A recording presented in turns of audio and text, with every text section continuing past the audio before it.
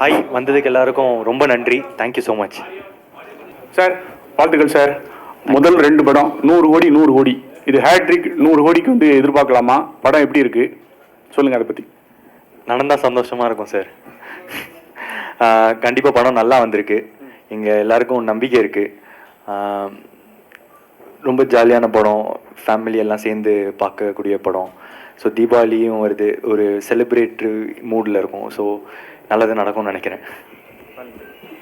So ஒரே டைம்ல வந்து 2 மூவி இல்லையா, எல்ஐகே அண்ட் டியூட் 2 படமும் போயிட்டே இருந்துச்சு. பிளஸ் ரிலீஸ் ஆல்சோ வந்து கிளாஷ் ஆகிற மாதிரிலாம் இருந்துட்டே இருந்துச்சு. ஸோ இந்த கிளாஸஸ் நீங்க எப்படி பாக்குறீங்க? ஏன்னா வந்து இந்த தீபாவளி ரேஸ்ல வந்து இதுக்கு முன்னாடி இது ரொம்ப ரேர், ஒரு ஹீரோவுக்கு ஒரு 2 படம் அப்படிங்கிற கிளாஸஸ் வந்ததெல்லாம். என்ன அது எப்படி வந்து அந்த நியூஸ், அந்த டிஜிட்டல் ட்ரெண்ட் இதெல்லாம் எப்படி பாக்குறீங்க? எப்படி இருந்துச்சு அந்த மொமெண்ட்லாம்? அந்த மொமெண்ட் வந்து ஆக்சுவலாக கொஞ்சம் கஷ்டமாக தான் இருந்துச்சு. ஐ மீன், ஏன்னா 2 படம் வந்து ஒரு டைமில் வரது வந்து நல்லதில்லை 2 படத்துக்குமே. ஸோ ஃபஸ்ட்டு கொஞ்சம் கஷ்டமாக இருந்துச்சு. அதுக்கப்புறம் லைஃப்லேயே எந்த கஷ்டமாக இருந்தாலும் அதுக்கு மேலே ஒரு பாயிண்டில் அக்செப்ட் பண்ணிடுவோம்ல. சரி, இதுதான் நடக்க போகுது, நடந்துச்சுன்னா நம்ம அதை எப்படி அக்செப்ட் பண்ணலாம், அதில் இருக்கிற நல்லதெல்லாம் பார்க்க ஆரம்பிப்போம். ஸோ அந்த மாதிரி ஓகே, இது வரைக்கும் வந்ததே இல்லைல்ல, வரட்டும், எல்லாரும் பேசுவாங்க, இந்த மாதிரிலாம் யோசிக்க ஆரம்பித்தேன். பட் மனசுக்குள்ளே தெரியும் வந்து இது இல்லை, 2 படமும் ஒன்றா வந்துச்சுன்னா 2 படத்துக்குமே அது கலெக்ஷனோ இல்லை எதுவுமே கரெக்டாக இருக்காதுன்னு. ஸோ அதுக்கப்புறம் லைட் டீம் வந்து ஸ்வீட்டாக அவங்க வந்து டிசம்பர் 18க்கு மூவ் பண்ணிக்கிட்டாங்க. ஓகே.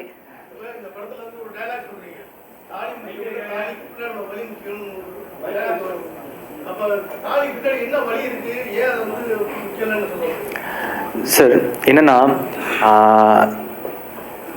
இப்போ ஒரு கல்யாணம் பண்ணிட்ட பிறகு அதுக்கப்புறம் அந்த குடும்பத்தில் நிறைய பிரச்சனை இருக்கலாம் சார். ஃபார் எக்ஸாம்பிள் டவுரி பிரச்சனையோ, இல்லை அந்த கணவர் வந்து மனைவியை வந்து அடிக்கிறதாவோ, இல்லை இப்போல்லாம் மனைவியும் அடிக்கிறாங்க. ஸோ அதனால் இந்த மாதிரி ஒரு அப்யூசிவ் ரிலேஷன்ஷிப்போ, ஸோ ஒரு கல்யாணம் ஆயிடுச்சுன்றதுக்காக ஒரு பொண்ணோ இல்லை ஒரு பையனோ அந்த வழியெல்லாம் தாங்கிட்டு இருக்கணுன்ற அவசியம் இல்லை. அந்த தாலியை விட அந்த பின்னாடி இருக்கிற அந்த பொண்ணோட மனசுக்கு தான் இன்னும் வேல்யூ அதிகம் அப்படின்னு சொல்லியிருக்கோம்.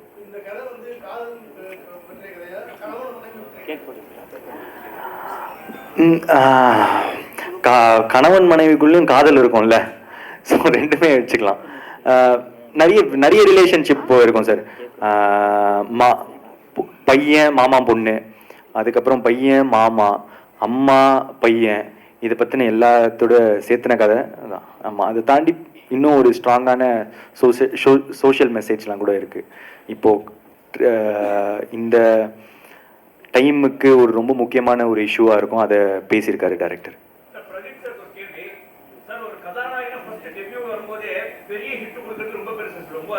ரொம்ப கஷ்டமான ஒரு விஷயம். நீங்க டைரக்டரா ஃபர்ஸ்ட் இருந்தீங்க, 2 படம் நீங்க பண்ண படம் சக்சஸ்ஃபுல்லா போச்சு. அடுத்தது வந்து நீங்க ஆக்ட் பண்ணும்போது ஃபர்ஸ்ட் படமும் நல்ல பாக்ஸ் ஆஃபீஸ்க்கு ப்ளஸ் கிரிட்டிக்கலி அக்ளைம்ட், செகண்ட் படமும் அப்படியே ஆச்சு, 3ஆவது படம் தொடர்ந்து இப்படி வரும் அப்படின்னும் போது உங்களுக்கு எப்படி இருக்குது? How do you feel about it? ஏன்னா ஒரு புது முகத்துக்கு அவ்வளவு சீக்கிரமா ரெகக்னிஷன் கிடைக்காது. இன்னைக்கு பாத்தீங்கன்னா தெலுங்குலயே உங்களுக்கு ஒரு ரெகக்னிஷன் இருக்குன்னா how do you see it? ரொம்ப கிரேட்ஃபுல்லாக ஃபீல் பண்ணுறேன் சார். இதுதான் உண்மை. எல்லாருக்கும் நடக்கிறது இல்லை. அது நமக்கு நடக்கும்போது சில நேரத்தில் வந்து உட்காந்து யோசிக்க வேண்டியதாக இருக்குது, ஏன் நடக்குது, எதுக்கு நடக்குது. நிறைய டேலண்ட்ஸ் இருக்காங்க சார், நானே பார்த்துருக்கேன். ஸோ அதெல்லாம் தாண்டி சில நேரத்தில் நமக்கு இவ்வளோ லவ் கிடைக்கிது அப்படின்னு பார்க்கும்போது சில நேரம் நானும் உட்காந்து யோசிப்பேன், எதுக்கு சொல்லும் போது லாஸ்ட்டில் எதுவுமே ஆன்சர் இல்லாத போது ரொம்ப கிரேட்ஃபுல்லாக ஃபீல் பண்ணி ரொம்ப தேங்க்ஃபுல்லாக இருக்கிறது மட்டும்தான் சார் சொல்யூஷன். அவ்வளோதான். Okay. Hi Pradeep, this is Rohini from new Indian express. பொதுவாகவே வந்து பொங்கல் தீபாவளி அப்படின்னாலே பெரிய ஒரு ட்ரெண்ட் செட் வந்து கிரியேட் பண்ணியிருக்காங்க இண்டஸ்ட்ரியை பொறுத்த வரைக்கும். பெரிய படங்கள், ஒரு பெரிய ஹைப் எக்ஸ்பெக்டேஷன்ஸ் அப்படின்னு. பட் இந்த டைம் பொறுத்த வரைக்கும் 2025ல் எல்லாமே ஜென்சி ஹீரோக்களுடைய கிளாஷாக வந்து இருக்கே. ஸோ அந்த ஒரு காம்படிஷன் வந்து எப்படி பார்க்குறீங்க? ஏன்னா உங்கள் கூட ரிலீஸ் ஆகிற அத்தனை படங்களுமே வந்து பார்த்தீங்கன்னா ஜென்சியோட ஃபேவரட்டாக இருக்காங்கல்ல, அந்த ஹீரோக்கள் படமாக ரிலீஸ் ஆகுது. ஸோ முழுக்க இந்த கிளாஷ் எப்படி பார்க்குறீங்க? இது ஃபஸ்ட்டு நான் வந்து இது கிளாஷாக பார்க்கல. யாருக்கும் போட்டி இல்லை, எல்லாரும் சேர்ந்து வரும். எல்லா படமும் வெற்றி பெறணும்னு ஆசைப்படுறேன். ஸோ கிளாஷ் நான் படம் பார்க்கும்போது கிளாஷ் அந்த மாதிரிலாம் பார்த்துருக்கேன். ஆனால் இப்போ நான் படம் பண்ணும்போது வந்து எனக்கு அது ஒரு மாதிரி கிளாஷாகவே தெரியல. இந்த படமாக ஓடணும், ஏன்னா ஒரு படத்துலையும் ரொம்ப எஃபர்ட்ஸ் இருக்குது, எனக்கு அது புரியுது. ஸோ அதனால் ஆனால் என்ன இப்போது எங்களுக்கு இப்போது தீபாவளிக்கு ஒரு ஸ்லாட்டு கிடைக்குது அப்படின்றது ரொம்ப ஒரு நல்ல விஷயமா இருக்குது. மீன் எப்படி சொல்கிறதுன்னா, ரொம்ப நாள் நம்ம படம்லாம் நிறைய படம் நம்ம தீபாவளிக்கு பார்த்துருப்போம், அதில் நம்ம படம் இப்போ தீபாவளிக்கு வருது அப்படின்ற போது ரொம்ப சந்தோஷமாக இருக்குது. ஓகே, டைரக்டர் பிரதீப் வந்து மிஸ் பண்ணுறீங்களா? By any chance any time அவர் சடனாக எட்டி பார்க்கறதுக்கான வாய்ப்பு இருக்கா? வாய்ப்புகள் இருக்குது. நல்ல கதையெல்லாம் எழுதிட்டு இருக்கேன். ஆனால் எனக்கு வர கதையை விட நான் வச்சிருக்கிற கதை கொஞ்சம் நல்லா இருக்கணும். இது வர கதையெல்லாம் இந்த மாதிரிலாம் ரொம்ப நல்ல டைரக்டர்ஸ் இந்த மாதிரிலாம் வந்தாங்கன்னா கண்டிப்பாக அதை பண்ணுவேன்.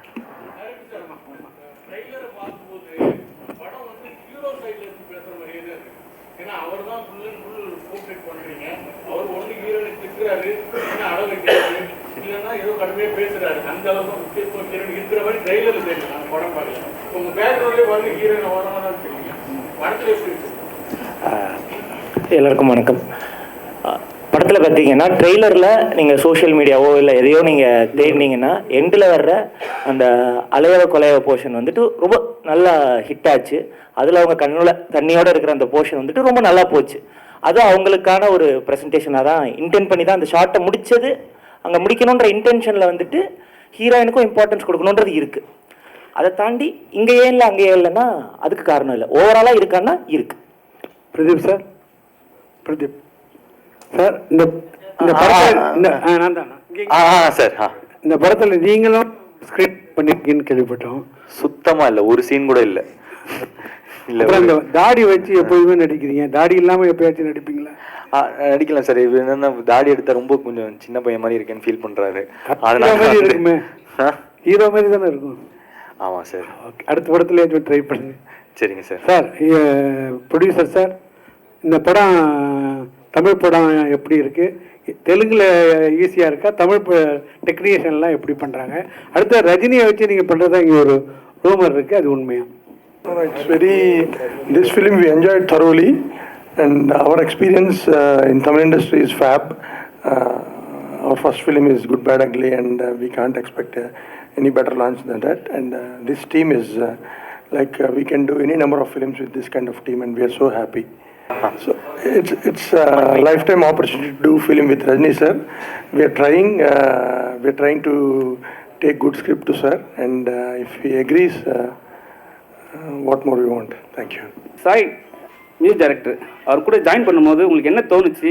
பாட்டு ஹிட்டாக வந்து ஒரு விஷயம் போச்சு, அனிருத்தை விட நல்லா பண்ணுறாருன்ட்டு. அப்போ உங்களுக்கு என்ன தோணுச்சு? டைரக்டர் கிட்ட என்ன பேசுனீங்க? பாட்டு இல்லை, நான் ஃபர்ஸ்ட் டைம் ஊரும் பிளட் வந்து போய் ஸ்டுடியோவில் கேட்டேன். ஸ்டுடியோவில் கேட்கும் போதே எனக்கு ரொம்ப ஃப்ரெஷ்ஷாக இருந்துச்சு, ரொம்ப புதுசாக இருந்துச்சு சவுண்டிங். அண்ட் நாங்கள் அந்த ஸ்டைல்ஸ் பற்றிலாம், அந்த பாட்டோட ஸ்டைல் அதை பற்றிலாம் டிஸ்கஸ் பண்ணிகிட்டு இருந்தோம். அப்போது இது ஷுவராக ஹிட்டுன்னு தெரிஞ்சிருச்சுங்க அப்போவே. ஸோ அந்த பாட்டோட ரிசல்ட் வரும்போது நாங்கள் ரொம்ப பெருசாக பேசிக்கல, ஏன்னா நாங்கள் எதிர்பார்த்தது தான் அது. பிரதீப் சரிங்க சார், பிரதீப் சரிங்க. Thank you sir, thank you so much sir.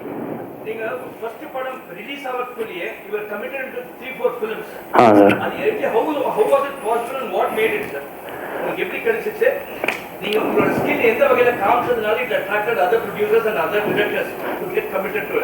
நான் வந்து ஒரு thank you sir, thank you for the wishes first. And நான் வந்து ஒரு 3 பாட்டு பண்ணியிருந்தேன் இண்டிபெண்ட், கத்தி சேர ஆசை கூட, சித்திர புத்திரின்னு. ஸோ அதை பார்த்துட்டு வந்தாங்க. அண்ட் முக்கியமாக ஒரு டெபியூட்டன் நம்பி இவ்வளோ பெரிய ப்ரொடியூசர்ஸ் வரும்போது, அப்போ நம்மளுக்கு தெரியல, நம்மளை நம்பி இத்தனை ப்ரொடியூசர்ஸ் வராங்க, இத்தனை டைரக்டர் வராங்கன்னா நம்மளை சாட்டிஸ்ஃபை பண்ண இல்லை, நம்மக்கிட்ட ஏதோ ஒன்று பிடிச்சிருக்கு, அதை நம்ம நல்லா டெலிவர் பண்ணுவோம்னு நம்பி வராங்க. ஸோ அதை நல்லா பண்ணியிருக்கேன்னு நினைக்கிறேன். உங்களுக்கு பிடிச்சதுன்னா ரொம்ப சந்தோஷம். Thank you sir. பிரதீப் சாருங்க, தமிழ் சினிமாவில் ரஜினி சாருக்கு ஒரு பேர் இருக்குது, அவர் ஃபார்முலா பிரேக் பண்ணார் அப்படிங்கிற மாதிரி ஒரு விஷயம் இருக்குது இல்லையா? ஸோ இப்போ ரீசெண்டாக பிக் பாஸில் வந்து நாகார்ஜுனா சார் ரஜினி சார் தனுஷ் கூட உங்களை கம்பேர் பண்ணி பேசியிருந்தார். ஸோ அதை எப்படி என்ன நினைக்கிறீங்க நீங்கள்? ரொம்ப சந்தோஷமாக இருந்துச்சு சார். ஏன்னா நாகார்ஜுனா சார் மாதிரி ஒரு பெரிய ஹீரோ வந்து அந்த ஒப்பிட்டு பேசும்போது உண்மையிலே ரொம்ப சந்தோஷமாக இருந்துச்சு. இல்லை, அந்த ஃபார்முலா நீங்கள் பிரேக் பண்ணிட்டீங்கன்னு நினைக்கிறீங்களா? ஃபார்முலானா என்ன சார்? அதாவது அது ஃபார்முலா நான் சொன்னாரு அந்த டைம் வந்து அவர் வந்த பிறகு ஒரு சினிமாவே கொஞ்சம் மாறிச்சு, அந்த ஒன்று மாற்றினாங்க. அந்த மாதிரி ஒரு ஒரு ஜென்ரேஷனில் இப்போ உங்களை நான் அப்படி பார்க்குறேன் அப்படின்னு சொன்னார். அந்த மாதிரி நான் நினைக்கிறேன், அவர் நினைக்கிறாரு, அதுக்கு நான் சந்தோஷப்படுறேன் சார். Thank you sir.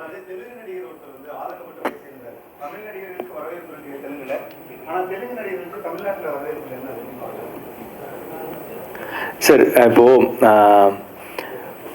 பாகுபலி வந்து ரொம்ப நாளாக அதுதான் இருக்கிறதுலே ஹையஸ்ட் கலெக்ஷன் ஆச்சு தமிழ்நாட்டில், நம்ம தமிழ் படத்தெல்லாம் விட. அண்ட் பாகுபலி 2, அதுக்கப்புறம் புஷ்பா, இது எல்லாமே இருந்துச்சு. அதுக்கப்புறம் இப்போது நான் ஸ்வீட் ஹார்ட்ஸ்னு லிட்டில் ஹார்ட்ஸ்னு ஒரு படம் வந்துச்சு. நான் போய் தேட்டரில் பார்த்தேன் இங்கே சென்னையில். ரொம்ப சூப்பராக இருந்துச்சு, செம்மையாக இருந்துச்சு. ஒரு சின்ன டீமு, சின்ன பட்ஜெட்டில் பண்ணியிருக்காங்க. அங்கே ஹவுஸ்ஃபுல்லாக இருந்துச்சு தேட்டர். ஸோ நம்மளும் இப்போது கொஞ்சம் பார்க்க ஆரம்பிச்சிட்டோன்னு நினைக்கிறேன். இன்னும் கொஞ்ச நாளில் அப்படியே அது எக்ஸ்பேண்ட் ஆகும்.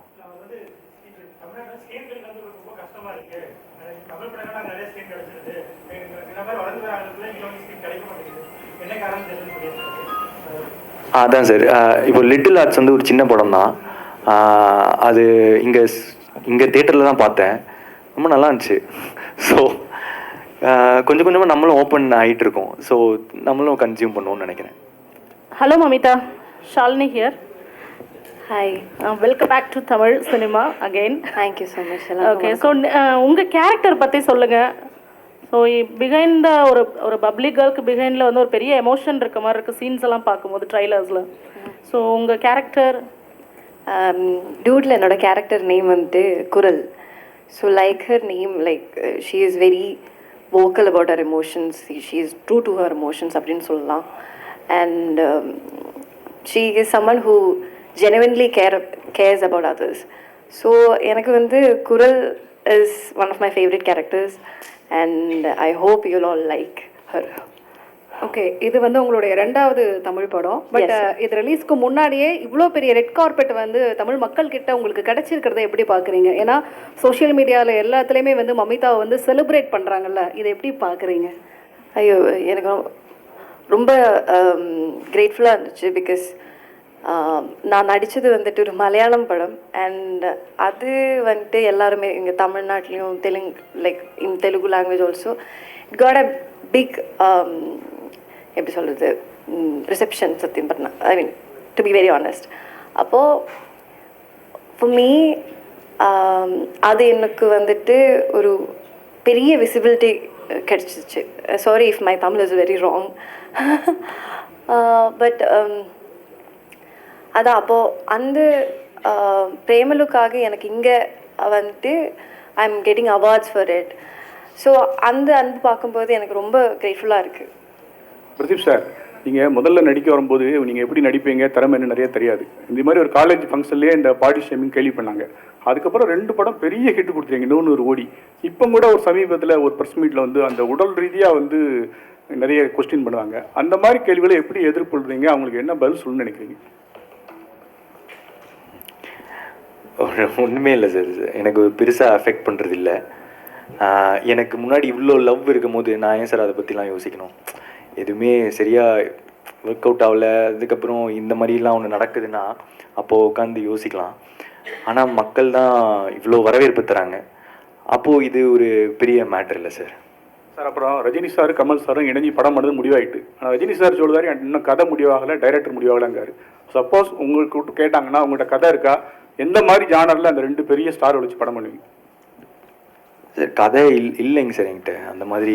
ஆமாம், 2 பெரிய லெஜண்ட் சார், அவங்க 2 பேரும் சேர்த்து கனவுல கூட யோசிச்சிருக்க மாட்டோம். சும்மா ஜாலியாக வீட்டில் இருக்கும் போதெல்லாம் யோசிப்போம், ரஜினி சாருக்கு இப்படி ஒரு கதை இல்லை அந்த மாதிரிலாம் இருந்து ரஜினி சாரும் கமல் சாரையும் சேர்த்து வச்சு ஒரு கதையை நம்ம அந்த மாதிரிலாம் அந்த மாதிரி யோசிச்சு அந்த மாதிரி ஒரு கதை பண்ணதில்லை.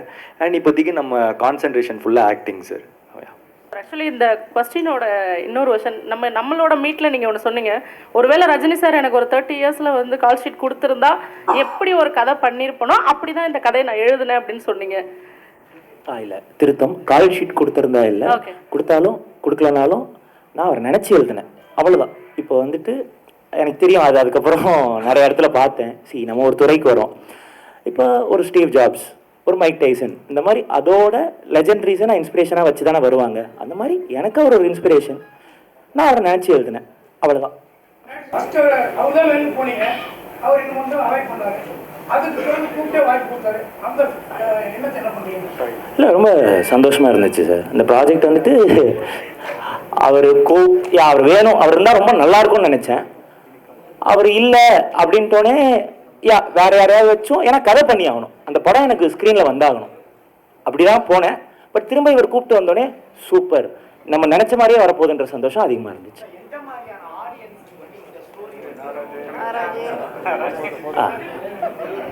சார், இது வந்துட்டு ஜென்சி படமானா ஆமாம் தான், ஆனால் அது ஜென்சி படம் மட்டும் இல்லை, ஃபேமிலி ஆடியன்ஸ்லேருந்து எல்லாருக்குமே ரொம்ப கனெக்ட் ஆகக்கூடிய ஒரு படமாக இருக்கும். அண்ட் இது வந்துட்டு யாரோ கேட்டிருந்தாங்க காதல் படமா லவ் ஃபிலிமா அப்படி இப்படின்ட்டு. இது லவ் ஃபிலிம் தான். It talks about right to love.